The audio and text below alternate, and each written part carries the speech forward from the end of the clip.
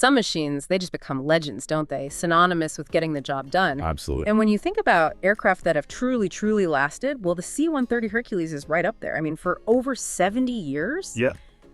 it's just been the workhorse. The go-to, yeah. Yeah. Adapting, performing everywhere imaginable. Exactly. And today, you've sent us digging into what makes it so enduring, so versatile. We've got some great sources here.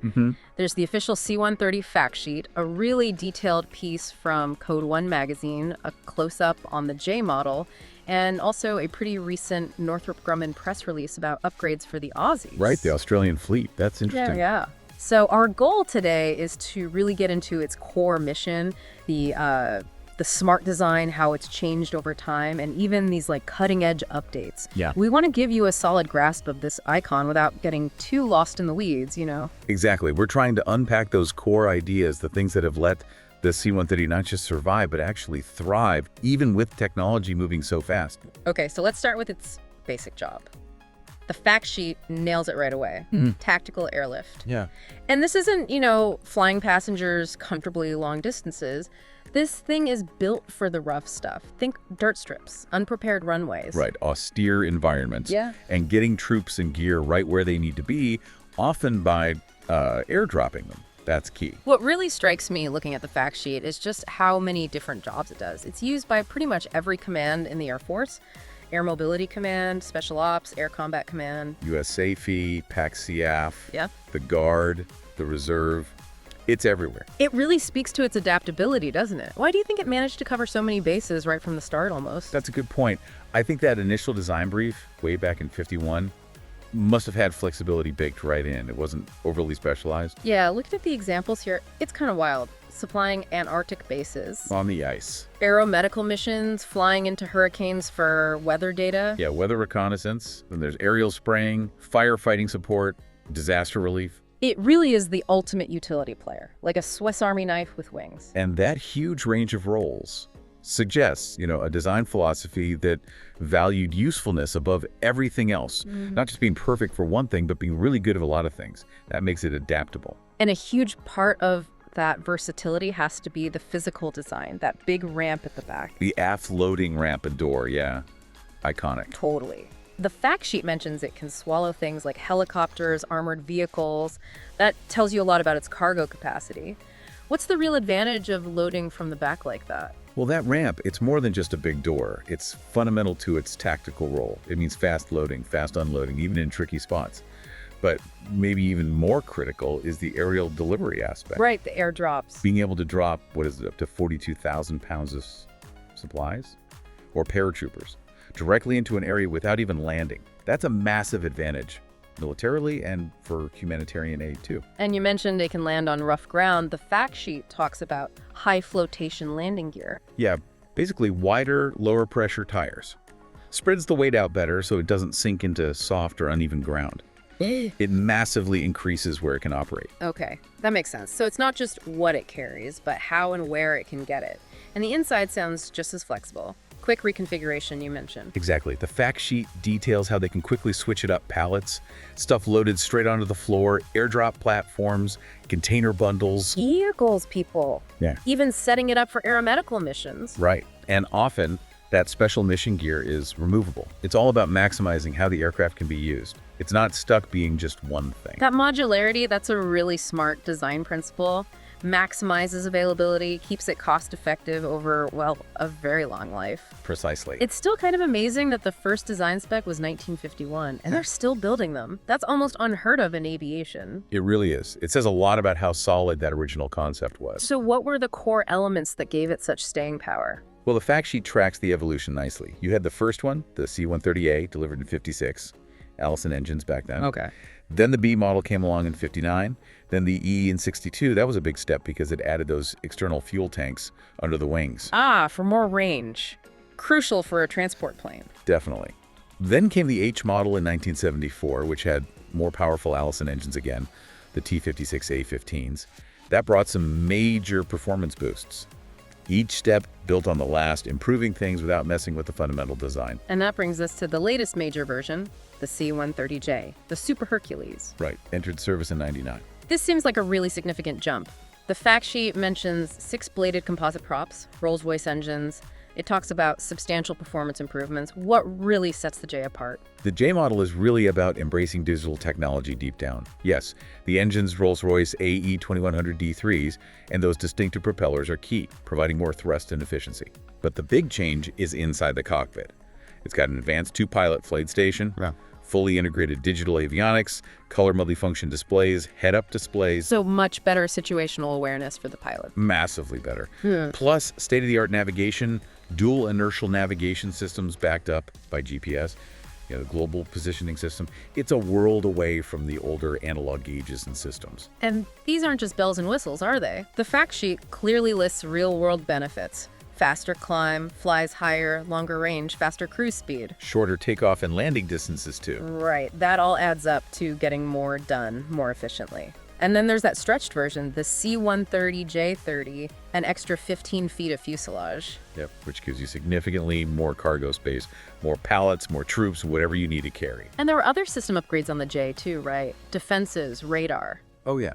Integrated defensive systems, a low-power color radar, digital moving map, a new digital autopilot, even better fuel, environmental, and ice protection systems, plus improved cargo handling systems. It's a comprehensive modernization. So it keeps the core strengths but brings the technology right up to date. That's the idea. Now, that Code One magazine article brought up an interesting quote from an architect, Louis Sullivan. Form ever follows function. How does that relate to the C-130J? The article makes a strong case that, with the C-130J, pretty much every design choice directly serves its purpose as an airlifter. There's nothing superfluous, no purely cosmetic stuff. So no fins just because they look cool. Exactly. Every curve, every component is there to help it carry stuff, drop troops, or operate in those tough conditions. The design is driven entirely by what it needs to do. Its function dictates its form. That really makes you appreciate the engineering behind it. It's not just a collection of parts, it's a highly optimized tool. Okay, let's jump to the really modern stuff.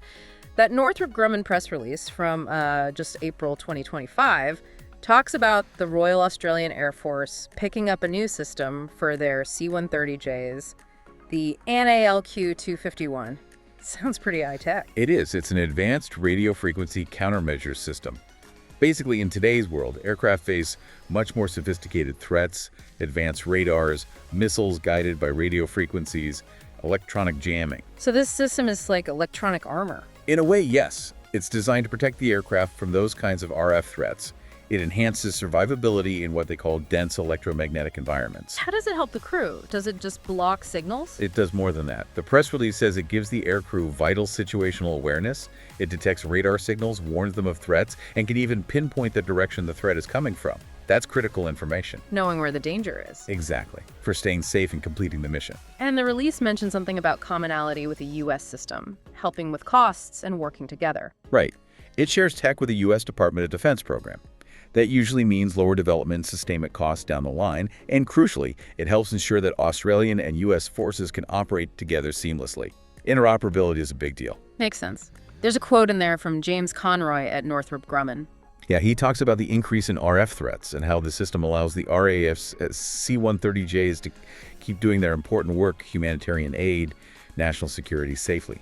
It really highlights that need to constantly upgrade, even on a proven airframe. So what does this ANLQ-251 actually do? The release mentions radar warning, threat ID, figuring out where the threat is. Geolocation, yeah.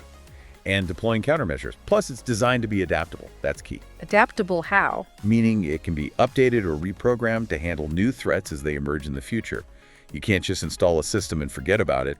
The threats keep evolving, so your defenses have to as well. Okay, that's a continuous cycle then. Now, if people want the real nitty-gritty specs, the fact sheet is the place to go. It breaks down the different models, E, H, J, and the stretched J30. Yeah, it's got all the numbers. Engine types, horsepower, dimensions, length, height, wingspan speed, ceiling. Payload capacity is a big one. Definitely. And you can see the progression. The horsepower generally goes up with each new variant, which translates directly into better performance. Yeah. Those Rolls-Royce engines on the J models are a big step up in power and efficiency. And that stretched J30 really makes a difference in the cargo bay length, right? It goes from about 41 feet to 56 feet. Around that, yeah. Which means it can carry significantly more pallets or more troops or more CDS bundles, those container delivery system things. And when you look at the range figures, especially with a typical payload, the J model really shines, flies further, faster, carrying more. Big improvements in tactical and strategic reach. Yeah. Something else I noticed was the crew size changing. Older models, the E and H, had 5 crew. Pilot, co-pilot, navigator, flight engineer, loadmaster. Typically, yes. But the J models only need 3. 2 pilots and a loadmaster. That's right. The advanced digital systems and automation handle a lot of what the navigator and flight engineer used to do. Streamlines the operation. Makes sense. And we shouldn't forget the aeromedical role. Adding a specialized medical crew on top of the flight crew shows its importance there too. Absolutely. Critical care transport. And finally, the fact sheet maps out where these planes are based. Active duty wings, Guard, Reserve, all across the U.S., plus overseas. Yeah, Little Rock, Dies, Ramstein in Germany, Yokota in Japan. Yeah, it really shows you how widespread its use is. It's a truly global workhorse, constantly busy. So wrapping this up, what are the main takeaways from this deep dive into the Hercules? Well, I think it boils down to a few key things. First, that incredibly sound, robust, original design from the 50s. Yeah. Second, its amazing adaptability. The sheer range of missions it handles is just phenomenal. From hauling cargo to fighting fires to special ops. Exactly. And third, its continuous evolution. It hasn't stood still. They've kept updating it, especially with the C-130J, integrating new technology to keep it relevant and capable. Like that Australian countermeasures upgrade we talked about. A perfect example of keeping an old design at the cutting edge. Precisely. It's that combination. Strong core design, flexibility, and constant improvement. That's its success story. It really is something to think about. An aircraft designed when Truman was president, still being built, still getting the latest tech upgrades today. It really speaks to getting the fundamentals right and being willing to innovate. Which leads us to a final thought for you to ponder. How does a design from over 70 years ago stay so vital, so adaptable in our incredibly fast-changing world? Yeah. What is it about that core engineering, that design philosophy, that gives it such longevity? And maybe think about what other, perhaps simpler looking designs have had that kind of lasting, profound impact. It's definitely something worth considering.